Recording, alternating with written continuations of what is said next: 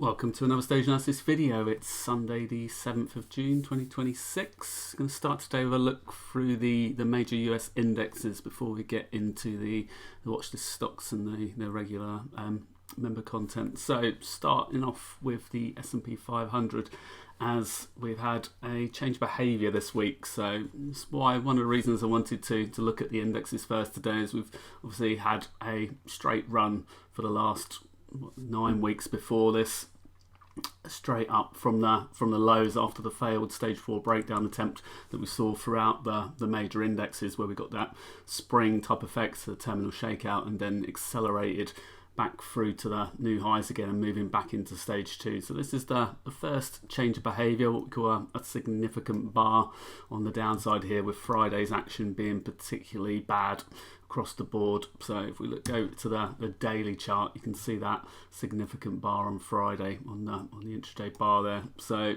coming back with the S&P 500 towards potential area of near-term support, where we've had two local lows develop in the earlier part of May.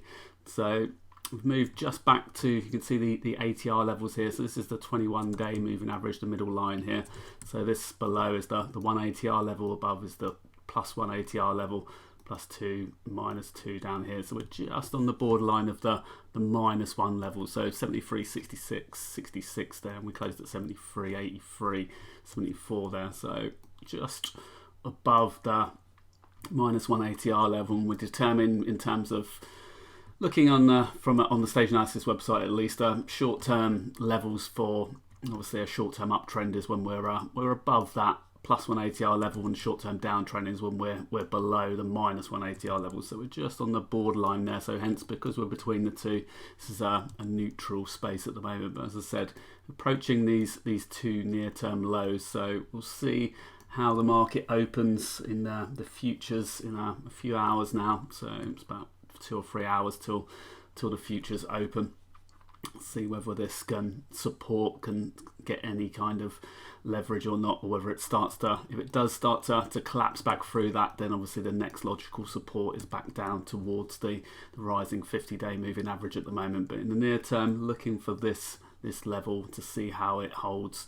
And if it does, then we could see a pullback up into the significant bar here. So with significant bars, we often look for a move back towards the midpoint as a general guide of the strength or not of the bounce. So if we get a quick move back up to the midpoint, but then it starts to quickly peter out and drop back again, then obviously that would be a potential sign of weakness. We could get a little mini head and shoulders if that was the case. But if we do manage to get back through that sort of middle area there, and we start to see some closes back above that, then obviously we could see this as a near-term shakeout event. So at the moment, be interesting to see how the market opens on Monday there. Percentage of stocks above their 20-day moving average at the moment, the S&P 500 at 60.4% there. So still in a reasonably high level at the moment.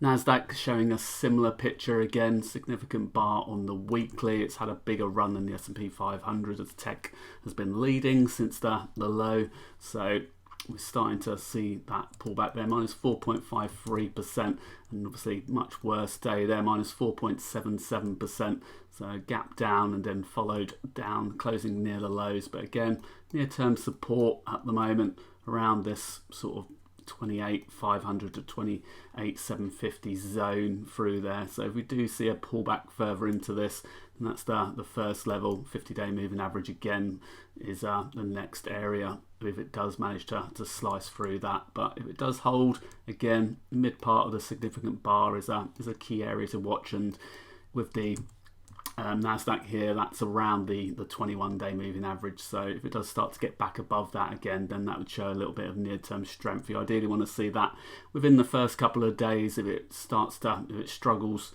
then that's generally a sign of weakness as well. So if it doesn't manage to get back through that kind of area, so this sort of 29,500 area, and starts to peter back out again, then obviously the 50-day moving average would be a logical area to consider then.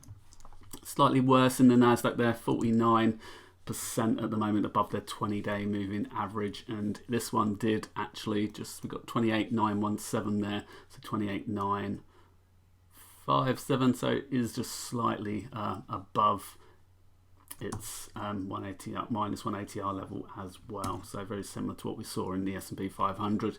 NYSE still in this range, sideways range that it's been in for a while. So it's in stage 3, attempting to make a stage 2 continuation attempt, but obviously failing at the highs at the moment. Still 52.89% above their 200-day there. Russell 2000, less significant move on the week, so minus 3.02%. As I said, it's the tech stocks particularly that were getting pummeled on Friday, as they've been the leading area for the last few months now. So on the daily you can see that move, still a 3.55% move, so the most significant negative bar that it's had since the short-term uptrend began, since it started to move back into stage 2 again. So this one, we've got multiple levels of support, but obviously a clear zone through this area around the sort of 270, 272 area, where it's had multiple swing highs and lows within the last few months.